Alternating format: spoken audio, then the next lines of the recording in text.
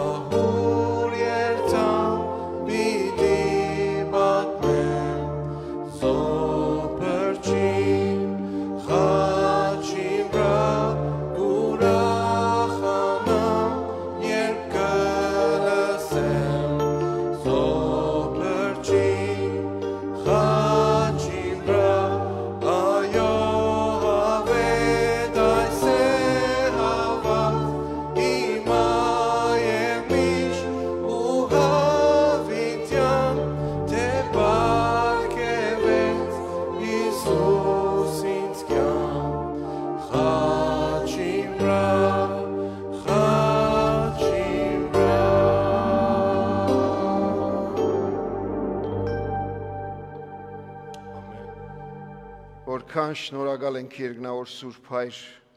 քո որդու Հիսուս Քրիստոսի համար, որ ինքնագամ գերբով աշխարհ եկավ եւ մինչեւ վերջ սիրեց իրենները։ Շնորհակալ ենք այս պահի համար եւ այս օրվա համար եւ այս օրվա խորհրդի մեջ իր ամբողջ ծանրությամբ, իր ամբողջ դժվարությամբ ահավասիկ կտեսնենք, տեսնում ենք, թե մեր Տերը ինչպես անցավ այս ճանապարհը, ինչպես անցավ այս ճանապարհը առանց տրտնջալու, համարձակ, լուր, վստահ,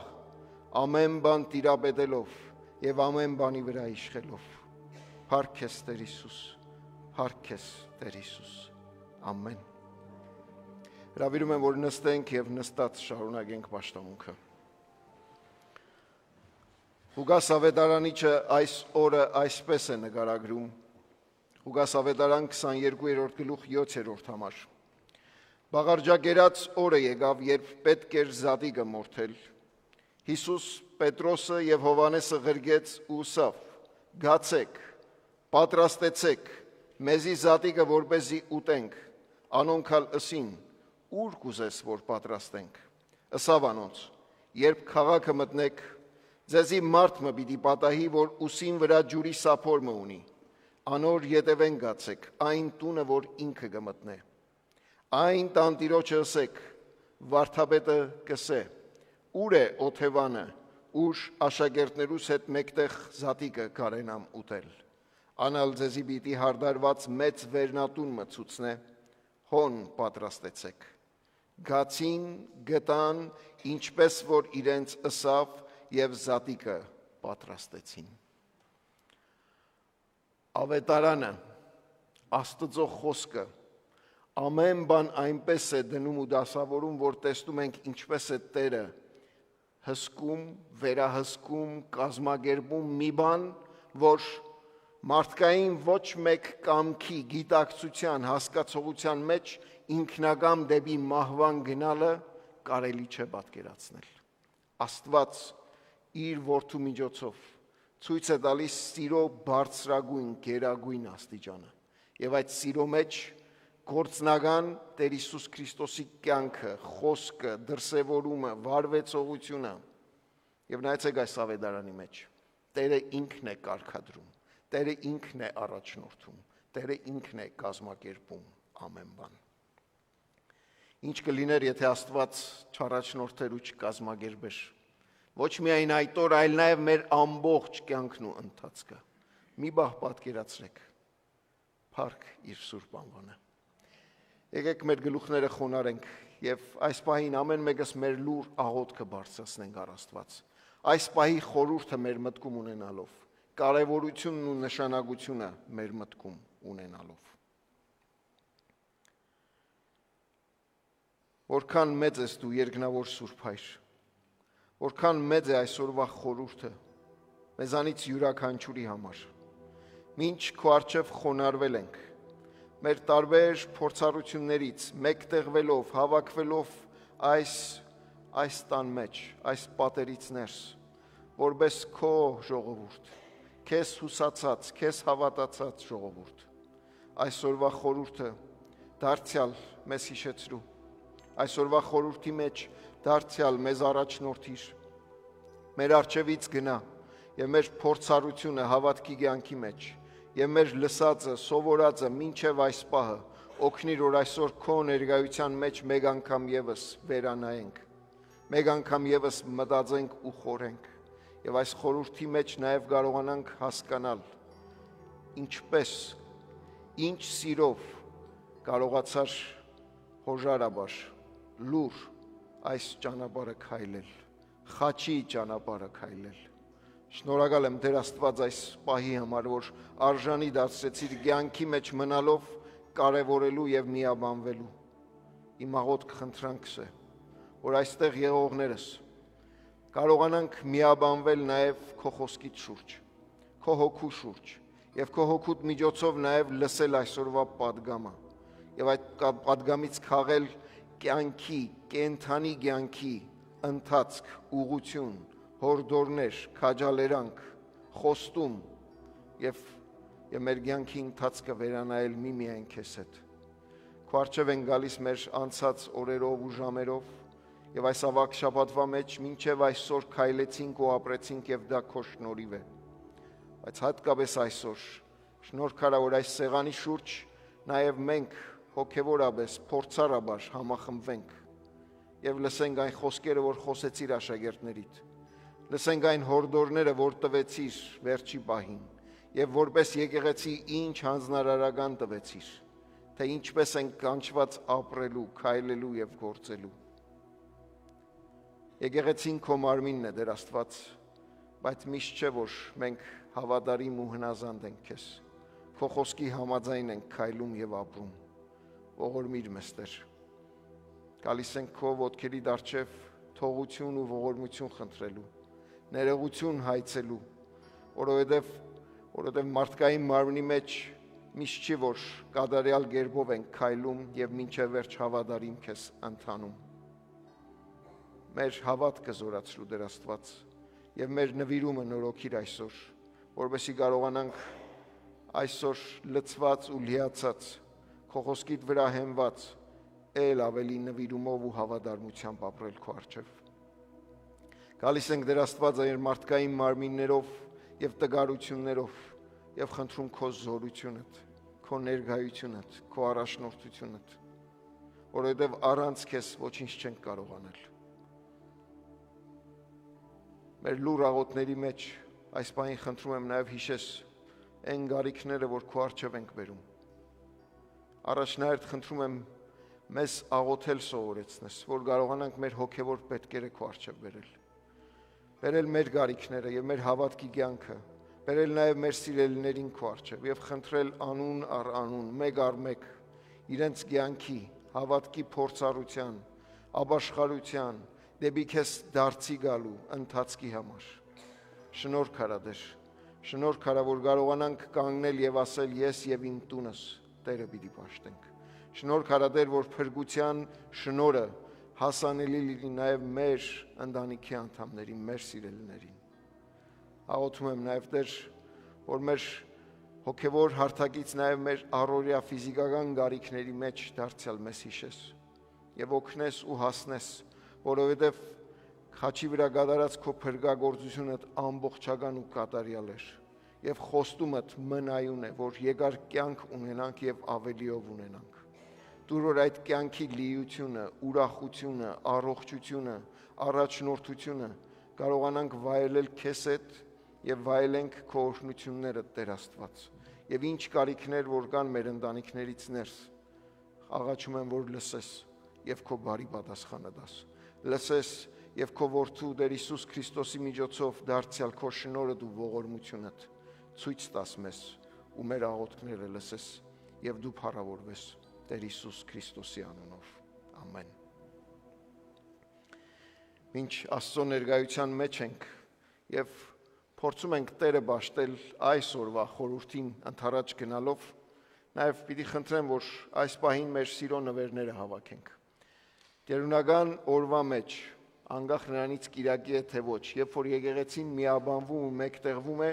խիստ կարևոր է, որովհետեւ ամեն մեկս կարողանանք նաեւ այդ տալու սրտով, հոժարությամբ Աստծո առջև կանգնել։ Ինչ որ պատրաստել եք եւ ինչ որ բերել եք, Տիրոջ ներկայությամբ, Տիրոջ առջև աղոթքով բերեք, վստահենք ու հանձնենք։ Մեր եղբայրները պիտի պտտեն եւ հանգանակության այդ արքերը պտտեցնեն, հանգիստ եղեք, ազատ զգացեք եւ ձեր սիրո նվերները տվեք։ Թող Աստված օրհնի ամեն դվողը եւ առաջնորդի մեզ պաշտամունքի այս բաժնի մեջ։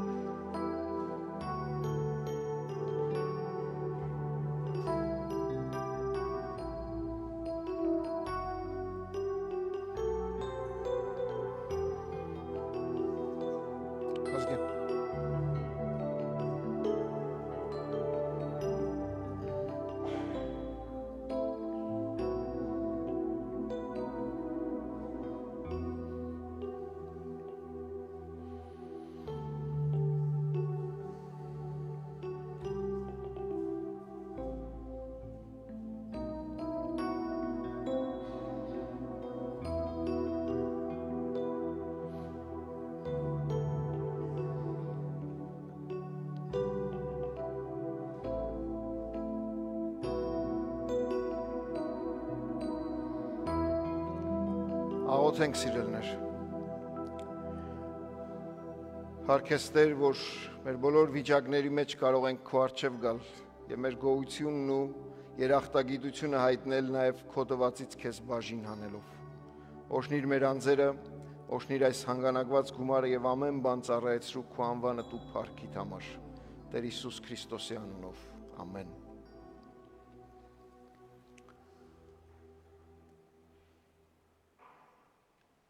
Հիմա լավագույն պահն է, որովհետեւ ամեն մեկս գանք դեպի Աստծո խոսքը։ Եվ նայենք, թե Աստված ինչ ունի ասելու մեզ այսօր։ Այսօրվա խոսքը գալիս է Աստվածաշնչից, գալիս է 4-րդ ավետարանից, Հովհաննեսի ավետարանից։ Եվ այս ավագ շաբաթվա մեջ, եթե հետևում եք մեր ամեն օրվա խորհրդածություններին, հավանաբար նաև նկատեցիք, որ մենք ընտրել ենք հատվածներ, որ Հովհաննեսի ավետարանից է, եւ այս ամբողջ շաբաթը մինչև Սուրբ Հարություն մեր կենտրոնացումը Հովհաննեսի ավետարանի վրա է։ Այս ավետարանը մի փոքր տարբերվում է մյուս ավետարաններից։ Չեմ ուզում բարձրացնել իրեն, բայց ուզում եմ առանձնացնել։ Այս ավետարանը տարբերվում է, որտեղ այս ավետարանի մեջ Հովհաննեսը փորձում է Հիսուսին ներկայացնել ի վերուստ, վերևից եկած, մեկը, որ ժամանակից դուրս ծնունդ չունի, ժամանակից դուրս ժամանակի մեջ մտավ, մեկը, որ ժամանակի մեջ մտավ եւ մեր նման եղավ, եւ ամբողջ ավետարանի մեջ փորձում է ցույց տալ, թե նա, որ եկավ խավարի մեջ լույս տալու, եկավ աշխարհի մեջ որպես լույս իրենները դեպի իրեն կանչելու։ Եվ առաջին 12 գլուխները Հովհաննեսը փորձում է ցույց տալ, որ Հիսուս եկավ եւ նշաններ արեց, որպեսզի ցույց տա իրով լինելը։ Եվ այդ գլուխների մեջ եսեմների շարքն ենք տեսնում։ Կանայի հարսանիքից մինչև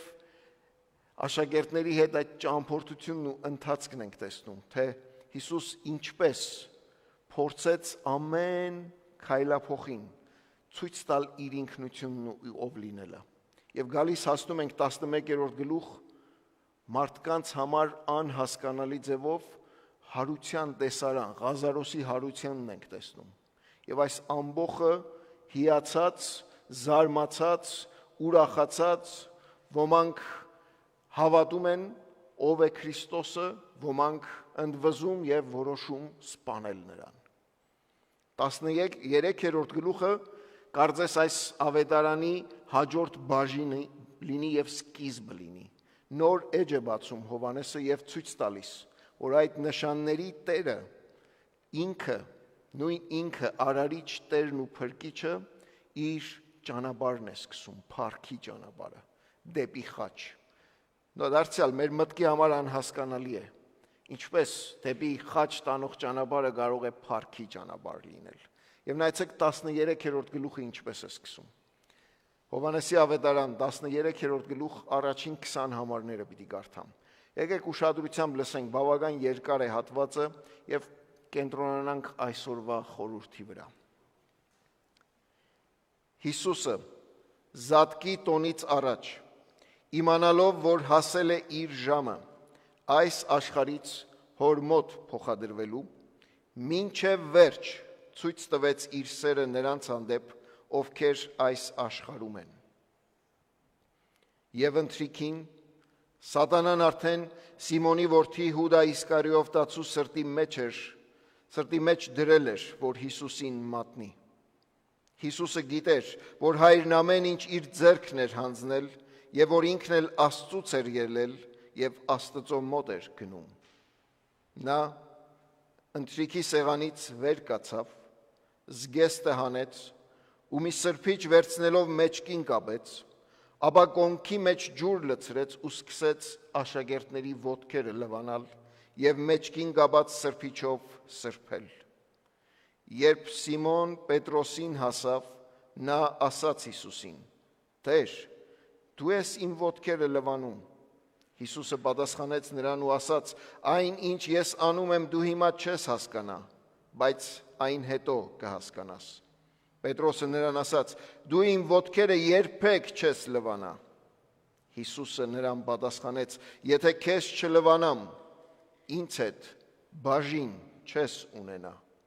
Սիմոն Պետրոսը նրան ասաց. Տեր, ոչ միայն ոտքերս, այլ ձեռքերս ու գլուխս ևս լվա։ Հիսուսը նրան ասաց. Ով լվացվել է, ամբողջովին մաքուր է եւ կարիք չունի ոչնչի, բացի ոտքերը լվանալուց։ Դուք էլ մաքուր եք, բայց ոչ բոլորդ։ Քանի որ նա գիտեր իրեն մատնողին, դրա համար ասաց. ոչ բոլորդ եք մաքուր։ Երբ նրանց ոտքերը լված, հագավ իր զգեստը եւ դարձյալ սեղան նստեց եւ նրանց ասաց. Գիտեք ինչ արեցի ձեզ։ Դուք ինձ վարդապետ եւ Տեր եք կոչում եւ ճիշտ եք ասում, որովհետեւ եմ արդ եթե ես Տերս ու վարդապետս լվացի ձեր ոտքերը, դուք նույնպես պարտավոր եք միմյանց ոտքերը լվանալ։ Քանի որ ես ձեզ օրինակ ծառայեցի, որպեսզի ինչպես ես ձեզ արեցի, դուք էլ նույն կերպ անեք։ Ճշմարիտ եմ ասում ձեզ, ծառան ավելի մեծ չէ, քան իր տերը, ոչ էլ ուղարկվածն է ավելի մեծ, քան իրեն ուղարկողը։ Եթե այս բաներն իմացաք, երանելի կլինեք, թե որ դրանք կատարեք։ Ձեր բոլորի համար չեմ ասում այդ, ես գիտեմ նրանց, որոնց ընտրել եմ։ Սակայն պետք է կատարվի գրվածը, որ ասում է. ով ինձ հետ հաց էր ուտում, իմ դեմ դարձավ։ Ես ձեզ այդ ասում եմ այժմվանից մինչև դրա լինելը, որպեսզի երբ լինի, հավատաք, որ ես եմ։ Ճշմարիտ եմ ասում ձեզ, ով ընդունում է նրան, ում ես ուղարկում եմ, ինձ է ընդունում, իսկ ով ինձ է ընդունում, ընդունում է ինձ ուղարկողին։ Ամեն Աստծո խոսքին։ Եկեղեցու պատմության մեջ ոտընլվան բավական մեկնությունների տեղիք է տվել։ Եկեղեցու պատմության մեջ մարդիկ ուղղակի ու բառացի վերցրել են սա եւ դարձրել ավանդություն եւ ավակ շաբաթվա մեջ 5 շաբթին Տիրոջ սեղանի հետ զուգահեռ նաեւ ոտընլվայի արարողություն են արել։ Ոմանք միայն խորհուրդն են վերցրել եւ շեշտադրել խորհրդի կարևորությունը, նշանակությունը, իմաստը եւ փորձել եկեղեցուն սովորեցնել, որ արտաքին արարողությունից ավելի դրա դասը պետք է քաղել եւ դրա գործնական դրսեւորումը ունենալ ամեն օր եւ ոչ թե տարին մեկ անգամ։ Հարց է առաջանում. Որն է այս ոտընլվայի պատվերի կամ ինչպես որ Քրիստոս ասեց, օրինակ թողեցի ձեզ, որպեսզի դուք էլ նույնպես վարվեք, դրա դասը, նշանակությունը եւ իմաստը մեզ համար։ Տեր Հիսուս ավետարանի այս հատվածից սկսած պատրաստում է իր աշակերտներին։ Պատրաստում է, որովհետև իր հայացքը հստակորեն ուղղվել է դեպի Գողգոթա, դեպի խաչը, եւ ինքը եկավ երկնքից երկիր հոր կամքը իրականացնելու։ Եվ այս ավետարանի սկզբից մինչև վերջ շատ հստակ է, որ ինքը գիտակցում է, ինքը գիտի, ինքը հսկում է, վերահսկում է ամեն բան, ինքը կարգավորում ու կազմակերպում է ամեն բան։ Եվ եթե աշակերտների համար անհասկանալի, անընդունելի, անբացատրելի վիճակներ կան, փորձառություններ կան, Հիսուս ամեն բան գիտի։ Եվ այս հատվածում եւս ամեն բան Հայրը իր ձեռքն է տվել եւ ինքը գիտի որտեղից է եկել եւ ուր պիտի գնա։ Քրիստոսի թագավորության մեջ, գիտեք, մենք այս շաբաթ շեշտադրում ենք մեր բոլոր նյութերի վրա Քրիստոսի ով լինելը որպես թագավոր եւ այսօրվա վերնագիրը որպես խոնարհ թագավոր։ Քրիստոսի թագավորության մեջ նոր ծննդոցի սկիզբ է դրվում Քրիստոսի հարությամբ։ Քրիստոսի թագավորության մեջ նոր սկիզբ է դրվում Տեր Հիսուս Քրիստոսի հարությամբ։ Մինչ աշակերտները սա կհասկանան, մինչ աշակերտները կսովորեն հետ հայացք նետելով, ինչ են տեսնում։ Թագավորների թագավորը, տերերի տերը, իրենց ուսուցիչն ու վարդապետը, իրենց կարծեցյալ ձևով չի վարվում։ Իրենք գանչված էին իր ոտքերը լվանալու, որտեղ սովորությունը դա էր, ամեն աշակերտ դասընթացի վերջում ավարտական որպես առի հարգանք իր ուսուցչի պետք է իր ուսուցչի ոտքերը լվանար։ Հանկարծ ուսուցիչն է սկսում իրենց ոտքերը լվանալ։ Տերերի Տերն ու թագավորների թագավորը խոնար մեկն է, եւ նրա պատվերներն ու հորդորները այս օրերի համար իր աշակերտներին մի բանալի են, մի դուր են բացում եւ մի բանալի են տալիս աշակերտներին, որ իրենց պատկերացումից ու ընկալումից վեր է։ Ինչպես կարելի է սա։ Ինչպես կարող է Արարիչը, Տերը, վարդապետը, ուսուցիչը խոնար ծառայի օրինակ ստանալ ու վերցնել։ Գիտեք, ավետարանի մեջ միշտ սա շեշտվում է, աշակերտները հետևում են Քրիստոսին ակնկալիքով, իշխանատենչ ակնկալիքով, պաշտոնի համար, դերի համար, տեղի համար։ Եվ հավանաբար կհիշեք ավետարաններում, որ աշակերտներից երկուսը մոտենում են եւ մեկը շատ լուր ձևով Հիսուսին ասում է. կլինի, որ աջ ու ձախ կողմերդ մենք նստենք։ Մի կողմից աշակերտների այս իշխանատենչ փափագները, մյուս կողմից Տեր Հիսուս Քրիստոսի գործնական օրինակը, ծառայի օրինակը։ Հիսուս ընթրիքի շուրջ հավաքված իր աշակերտներին ցույց է տալիս, թե ինչպես եկեղեցին պիտի շարունակի իր ընթացքը։ Վկայի, շարունակի հավատարիմ կերպով վկայել, այսինքն սովորեցնել, ինչ որ խոսքը ասում է, ինչ որ Հիսուս հորդորեց ու պատվիրեց, եւ միևնույն ժամանակ նաեւ ծառայության օրինակ լինի, ծառայելով մեկս մյուսին, ծառայելով միմյանց եւ ոչ թե տիրելով միմյանց։ Գիտեք, հին ժամանակներում մարդիկ կամ բոտաբոբիկ էին ման գալիս, կամ սանդալ ասվածն էին հագնում։ Եվ ճանապարհները մեր օրերի պես ասֆալտաբադ մաքուր ճանապարհներ չէին։ Ճամփորդողի ոտքերը կարող եք պատկերացնել ինչքան կեղտոտ պիտի լիներ։ Եվ երբ որ մարդիկ տուն էին մտնում,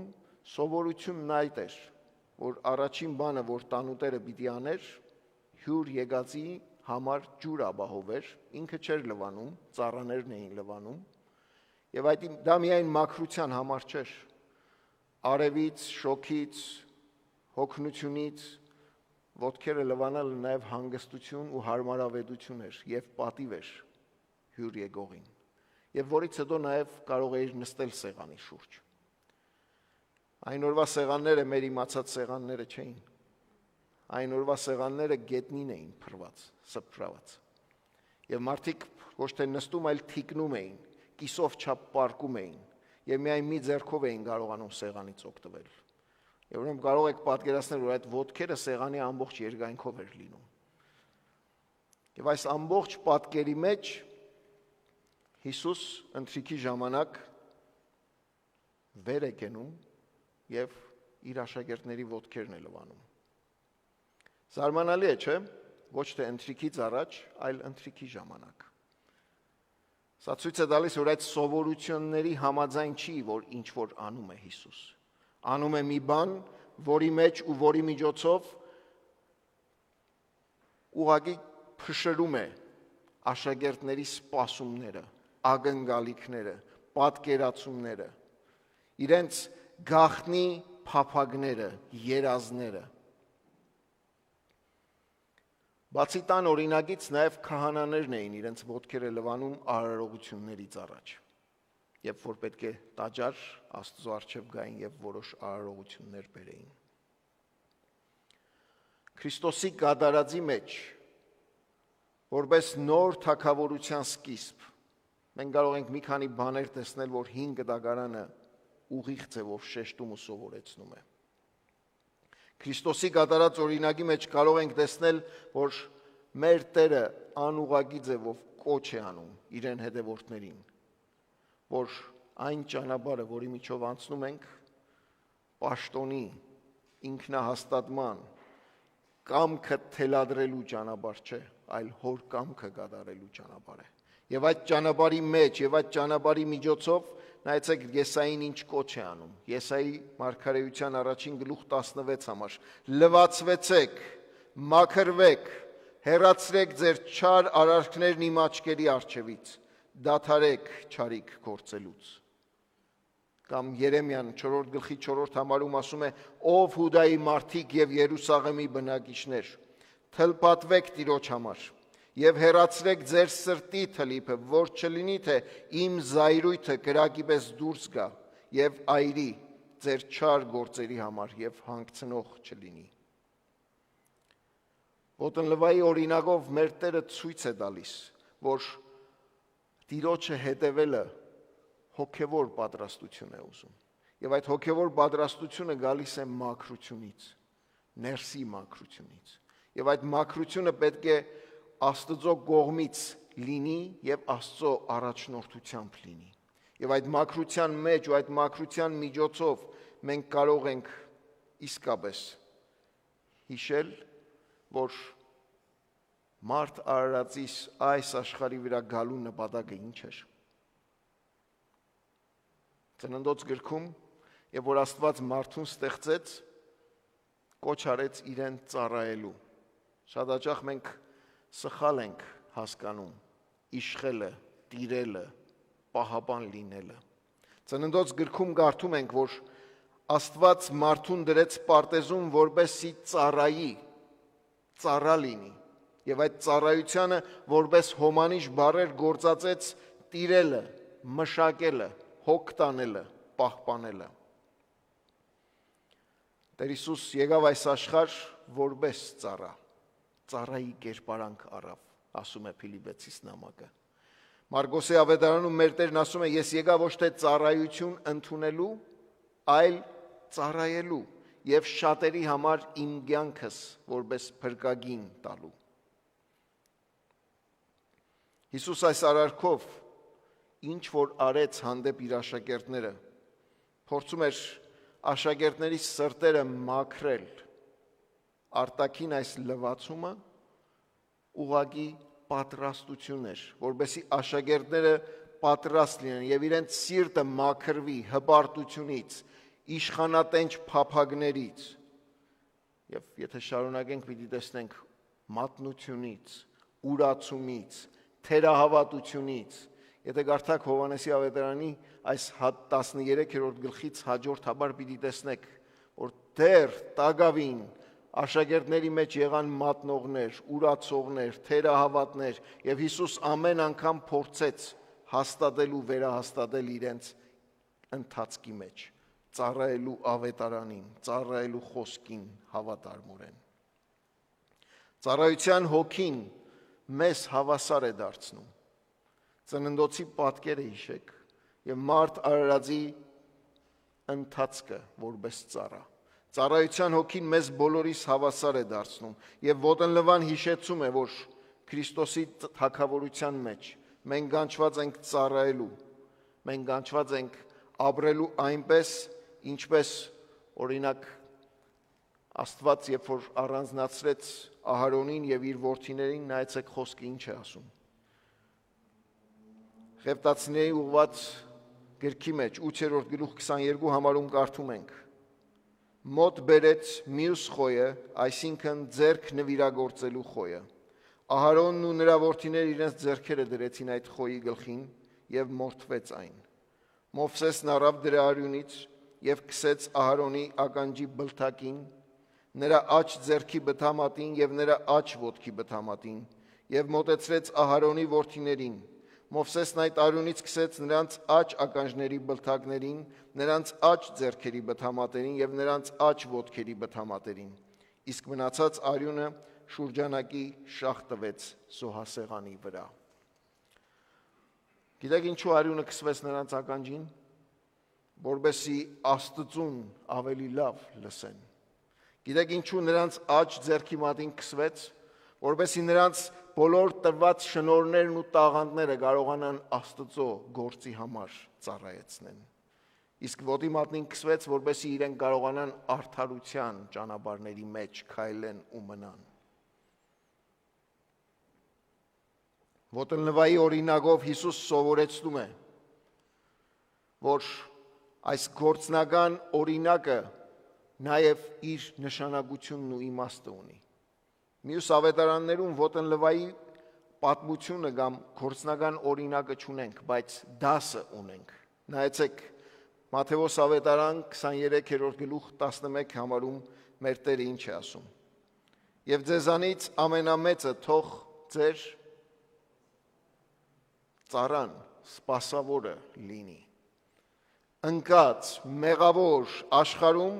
ստորադասը միշտ ծառայում է վերադասին, աղքատը միշտ ծառայում է հարուստին, փոքրը միշտ ծառայում է մեծին, հեղինակություն չունեցողը ծառայում է հեղինակավորին։ Աստծո թագավորության մեջ մեծը ծառայում է անտեսվածին, մեծը ծառայում է փոքրին, մեծը ծառայում է համարում չունեցողին, անուն չունեցողին, հեղինակություն չունեցողին։ Աստծո թագավորության մեջ իրերն ու իրավիճակները այլ հարթակի վրա են, սկզբունքները այլ ձևով են դասավորված, օրենքներն ու կարգերը այլ մոտեցում ունեն։ Քրիստոս այս հատվածից սկսած իր լսարանին, որ իր անմիջական աշակերտներն են, իր օրինակով ցույց է տալիս, որ սկզբունքները, մոտեցումները, կերպերն ու ձևերը գործում են այլ հարթակի վրա Աստծո թագավորության մեջ։ Եվ մենք չենք կարող աշխարհի սկզբունքներով, մոտեցումներով, ընկալումներով, ծանր ու թեթև անելով գանք եւ մաս կազմենք Աստծո ընտանիքին։ Առավել եւս ծառայենք Աստծուն աշխարհի իմաստով ու իմաստությամբ։ Ոտնլվայից հետո աշակերտների թիվը գնալով նվազում է։ Եթե կարդաք Հովհաննեսի ավետարանի մեջ, պիտի տեսնեք, որ 11 հոգով եկան այգի, արդեն Հուդան մատնության գործով հեռացավ, միայն 3-ը միացան Հիսուսին աղոթելու, միաբանվեցին իր հետ աղոթքի ժամանակ, իսկ մինչև խաչ միայն 1 հոգի հասավ։ Մնացածը կամ փախան, կամ թաքնվեցին, կամ ցիրուցան եղան։ Այս ավետարանի այս գլխից սկսած 13-րդ գլուխ առաջին համարից կարդում ենք ժամը հասավ։ Ո՞րն էր այդ ժամը։ Ինչի մասին է խոսքը գնում։ Ավետարանից հստակ է, որ այս ժամը Տեր Հիսուս Քրիստոսի աշխարհից վերանալու ժամն է։ Այնտեղից, որտեղից եկավ, պետք է վերադառնա, իսկ եկավ հոր մոտից։ Եվ տեսնում եք, մահվան մասին ենք խոսում, բայց Հիսուս վերափոխում է դա վերադարձ դեպի հոր ծոցը, դեպի հոր գիրկը, դեպի հոր մոտ։ Դա խաչի ժամն էր, ուր աշխարհի ժամանակը մի պահ կանգ է առնում եւ մարդկային ողջ ուշադրությունը, մարդ արարածի ամբողջ աշխարհի ողջ ուշադրությունը սևեռվում է խաչին։ Դա խաչի ժամն է, ուր Քրիստոս ցույց տվեց, որ իր կյանքը որպես ցորենի հատիկ դնում է, որպեսզի շատ ավելի բերք ստանա, շատ ավելի հատիկներ ստանա։ Սա խաչի ժամն էր, ուր հնարավորություն է տրվում բոլոր մարդկանց, ովքեր որ իրենց հայացքը կուղեն դեպի խաչը, գալ դեպի խաչը եւ ընդունված լինել խաչի մոտ։ Սա խաչի ժամն էր, ուր սեղանապետը նաև ծառայ է, ստրուկ է, ուր սեղանը փրողը, սեղանը ղեկավարողը նաև սեղանի սպասավորն է։ Եվ այս իմաստով ինքը վերահսկում է ամեն բան եւ այն ինչ որ իր վրա դրված է մինչև վերջ պիտի կատարի։ Սա խաչի ժամն էր, որ նաև մարտիրոսության ժամ է։ Առաջի դարի եկեղեցին ի տարբերություն մեզ, որ տաքուկ պայմաններում նստած ենք, Քրիստոսի անվան համար մեծ կին էր վճարում, մեծագույն կին իրենց կյանքը հավատքի համար։ Այս հատվածում կարդում ենք, որ սատանան արդեն Հուդայի սրտում էր։ Ինչպիսի խոսք։ Սատանան արդեն Հուդայի սրտում էր, եւ Հիսուս լվանում է նաեւ Հուդայի ոտքերը։ Կարծես հնարավորություն տալով Հուդային, որ հետ քաշվի, մաքրվի հբարտությունից, իշխանադենչ փափագներից, իր ակնկալիքներից ու սպասումներից։ Մենք նայում ենք, որ Աստված ամեն բան Քրիստոսի ձեռքերի մեջ էր դրել, երրորդ համարն է ասում։ Եվ Հիսուս գիտակցաբար ու կամովի իրականացնում է այն, ինչ որ Աստված իրենից ակնկալում է։ Այս հատվածի մեջ զգեստը հանել եւ հետո զգեստը հագնել այնպիսի բառեր է օգտագործված, որ Հիսուս խոսում է իր մահվան մասին, մեկ այլ հատվածում, եւ այս նույն բառերն է օգտագործում. զգեստը իջեցնել եւ զգեստը բարձրացնել։ Եվ Հիսուս այս ավետարանի մեջ նաեւ խոսում է այդ ընթացքի մեջ իր ինքնագամ զոհաբերության մասին։ Որևիցե մեկը ինձ չստիպեց, ես կամովին եմ իմ կյանքս տալիս, ես կամովին եմ իմ կյանքս դնում, որպես զոհ շատերի փրկագնելու համար։ Իմ հայրն ինձ սիրում է այն բանի համար, որ ես իմ կյանքը տալիս եմ, որպեսզի այն վերստին ստանամ։ Տալ եւ ստանալ։ Այն ինձանից ոչ ոք չի վերցնում, ես ինքս եմ տալիս եւ իշխանություն ունեմ այն տալու եւ իշխանություն ունեմ վերստին այն վերցնելու եւ այս պատվերն իմ հորից եմ ստացել։ Հովանու ավետարան 10-րդ գլուխ 17-18 համարներ։ Հետաքրքիր է, որ տերերի տերը ստրուկի նման սրբիչը փաթաթում է իր վրա, կապում իր մեջքին եւ փորձում, ոչ թե փորձում, այլ լվանում իր աշակերտների ոտքերը։ Մի բան երևակայեք, Եդեմի պարտեզում ընկած մարդը հպարտության պատճառով իրեն ինչ բաներով փաթեթավորեց, ծածկեց թզեն ու տերևներով։ Այստեղ խոնար տերը, խոնար թագավորը, տերերի տերը Աստծուն հնազանդելու համար իրեն ծառայի կերպարն է վերցնում եւ իր անձը սրբիչով է փաթաթում։ Պետրոս, ինչպես շատերս կարող ենք այս փորձառության միջով անցնելիս նման կերպ վարվել, փորձում է Քրիստոսին այս ստորացումից փրկել, ազատագրել։ Դու պիտի լվանաս, ոչ երբեք, քավլիցի, թույլ չեմ տալու։ Պետրոսի, ինչպես նաև մեր շատերի համոզումներն ու պատկերացումները հավատքի կյանքի, եկեղեցու, քրիստոնեական ընթացքի վերաբերյալ կարող է շատ տարբեր լինել։ Բայց այս ավետարանի մեջ եւ այս ավետարանի միջոցով Քրիստոս ցույց է տալիս ծառա առաջնորդի օրինակը։ Հիսուս կարևոր բան է սովորեցնում այստեղ։ Քրիստոսի թագավորության մեջ Տիրոջ ծառան, Տիրոջ հետևողը պետք է ծառա լինի։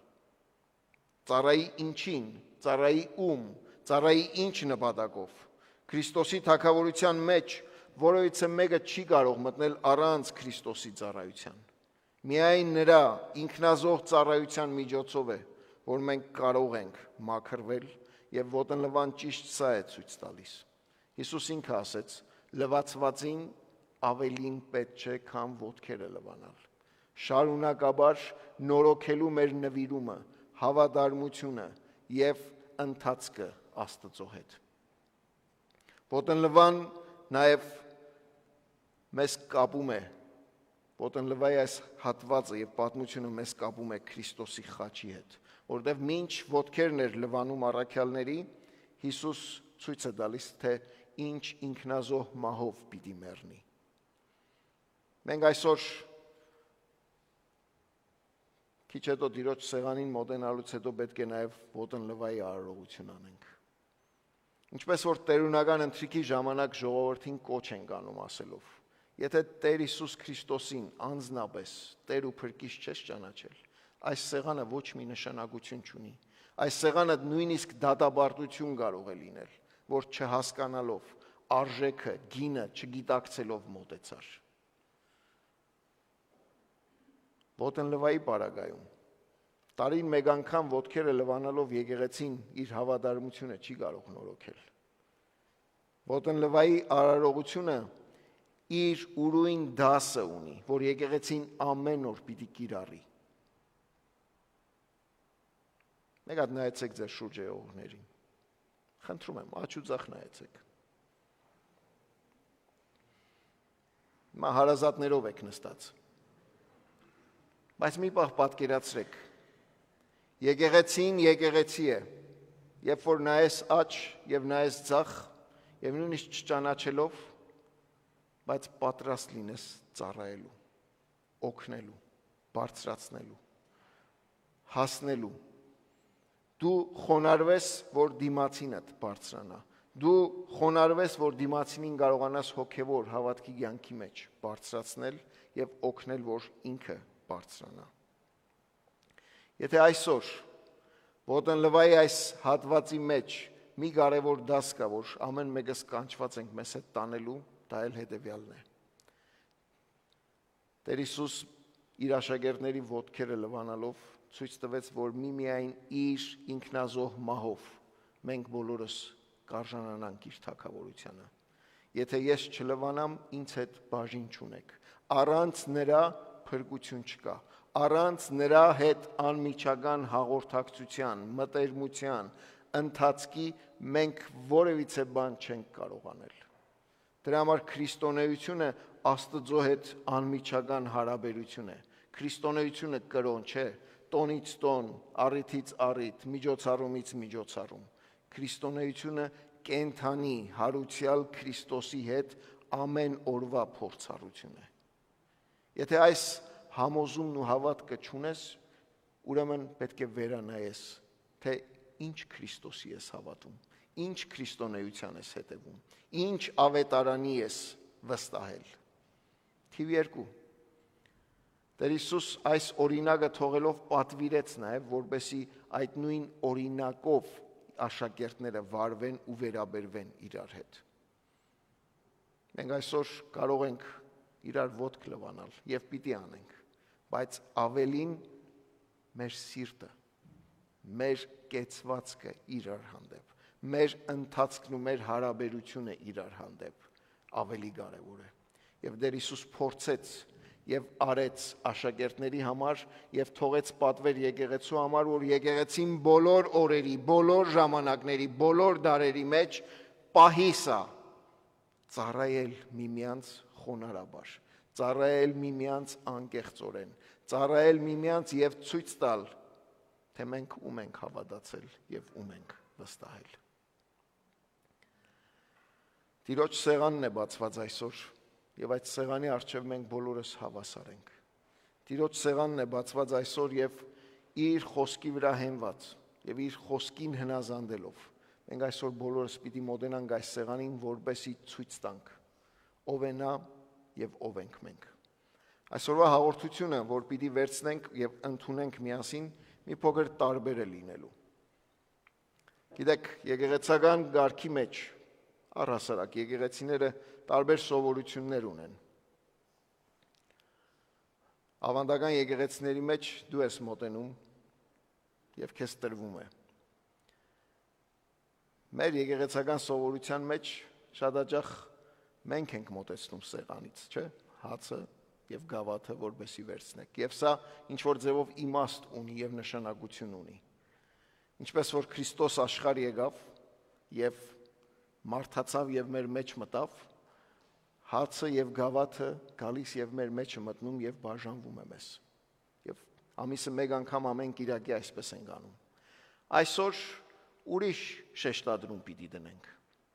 Քանի որ ավակ շաբաթվա մեջ ենք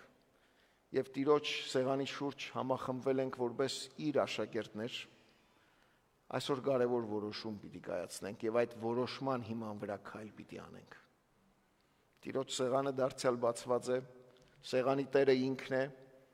կոչը եւ հրավերը բաց է բոլոր նրանց, ովքեր իր զավակներն են, ճանաչում են իրեն անձնապես, բայց կուզեմ, որ նաեւ քո սրտում այսօր այդ մաքրման որոշումը կայացնես, որ ես այս խորհրդի օրվա նշանակության հիման վրա խնդրում եմ Տեր, որ իմ սիրտս լվանաս հպարտությունից։ Ինքնատենչ, եսակենտրոն, բոլոր նկրտումներից, ձգտումներից ու փափագներից եւ օգնես, որ այդ կարծրացած, հբարտացած սիրտը ծառայողի սիրտ ունենա եւ ձևափոխվի։ Եկեք այս որոշումով նաեւ քայլ անենք գալու դեպի սեղանը։ Այս անգամ ոչ թե սեղանը պիտի գա ձեզ, այլ դուք պիտի գաք դեպի սեղանը։ Ես իմ եղբայրներին խնդրել եմ, որ առջև գան, իմ երեք եղբայրները, սարգսավակ եղբայրները, ովքեր էստեղ են, իրենք պիտի սպասավորեն, բայց պիտի խնդրեմ, որ այս մեջտեղի հատվածից մոտենալով ամեն մեկը մոտենակ եղբայրներին վերցրեք հացն ու գինին եւ նորից ձեր տեղը զբաղեցնեք եւ ամենավերջում միասին կվերցնենք, միասին կընդունենք հացը եւ գավաթը։ Լավ։ Տեր Հիսուս Քրիստոս իր մատնված գիշերը հացը առավ եւ գոհանալուց հետո կտրեց եւ տալով իր աշակերտներին ասաց. Արեք ու կերեք, սա իմ մարմինն է, որ կտրվեց ձեզանից յուրաքանչյուրի համար։ Նույնպես եւ ընթրիկից հետո գավաթը առավ, գոհացավ եւ տալով իր աշակերտներին ասաց. սա նոր ուխտի իմ արյունն է, ամեն անգամ, որ այս հացից ուտեք ու այս գավաթից խմեք, իմ մահս պատմեցեք։ Աղոթենք։ Շնորհներով առատ Աստված, որքան շնորհակալ ենք քո որդու, մեր Փրկչի Հիսուս Քրիստոսի համար, խաչի վրա կատարված իր փրկagorցության համար եւ մինչեւ այդ ընթացքը հավատարիմ քայլելու համար։ Շնորհակալ ենք նաեւ, որ վերջին ժամերին իր հետևորդներին, իր աշակերտներին մինչեւ վերջ սիրելով ամբողջացրեց այն գործը, որ իր վրա էր դրված եւ սիրահոժար կերպով արեց։ Շնորհակալ ենք Տեր, որ ծառայի գերբարանքով եկար եւ որպես Տերերի Տեր, արարիչ ու փրկիչ ցույց տվեցիր ընթացքը փրկության, ծառայության եւ հավիտենականության։ Մինչ կառնենք այս հացը եւ այս գավաթը, պիտի խնդրեմ Տեր, որ մեր սրտի մեջ պետք եղած փոփոխությունը, մաքրումը, լվացումը դու կատարես քո խոսքովդ եւ քո հոգիովդ եւ օգնես, որ քո անունով գանչված քո ժողովուրդդ եւ այս եկեղեցին իսկապես քեզ հավատարիմ մնա եւ այն հոգին, որ ծառայության հոգին է, այն հոգին, որ քեզանից է եւ քեզանում է, նաեւ մենք կարողանանք ունենալ քեզ ծառայելու եւ մեկս մյուսին ծառայելու։ Տեր Հիսուս Քրիստոսի անունով։ Ամեն։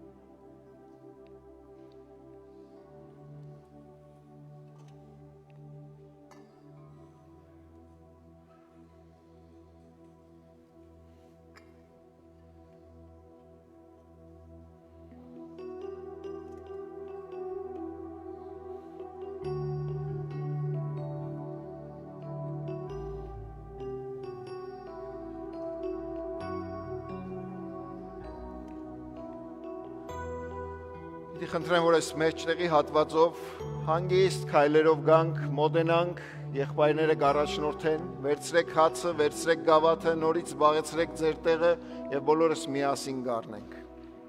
Եվ այս ողջ ընթացքում աղոթքի հոգին բահենք, չխոսենք, փորձենք լուր քայլել։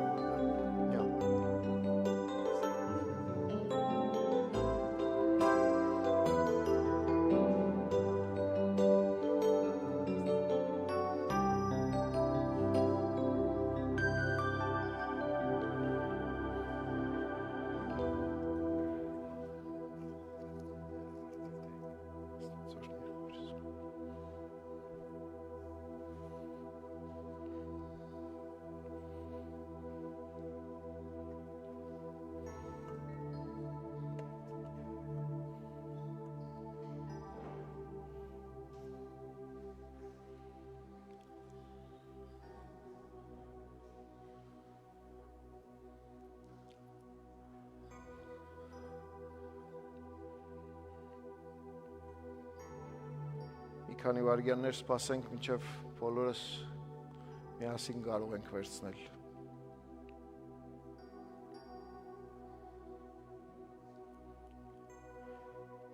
Միայն մի բախ պատկերացրեք այս գավաթը, որ ձեր ձեռքում ունեք և այս հացը, որ բահում եք։ Որքան էլ, որ մեր քիմքի համար հիմա հաճելի պիտի լինի։ Հիշեցեք, որ Տեր Հիսուս դառնության գավաթը խմեց, որպեսզի քաղցրություն բերի մեր գավաթին։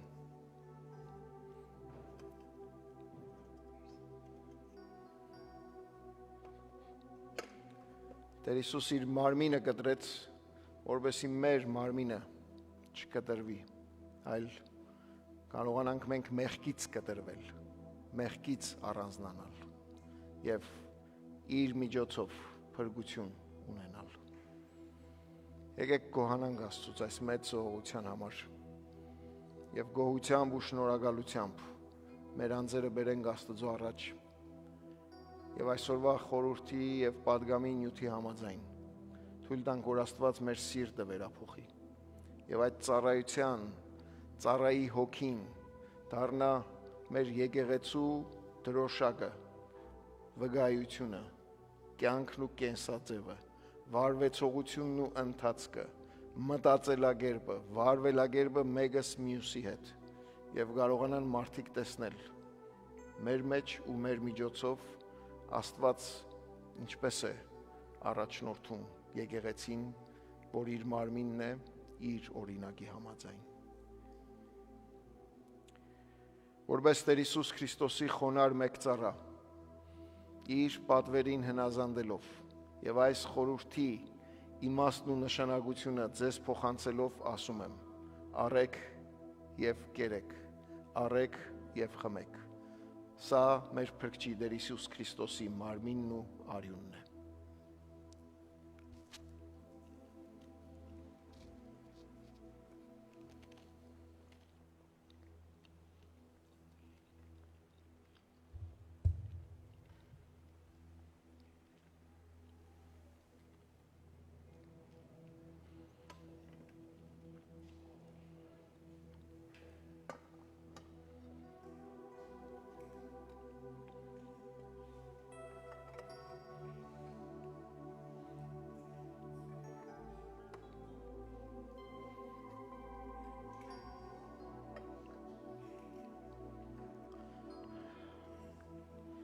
Շնորհակալ ենք Սուրբ Հայր,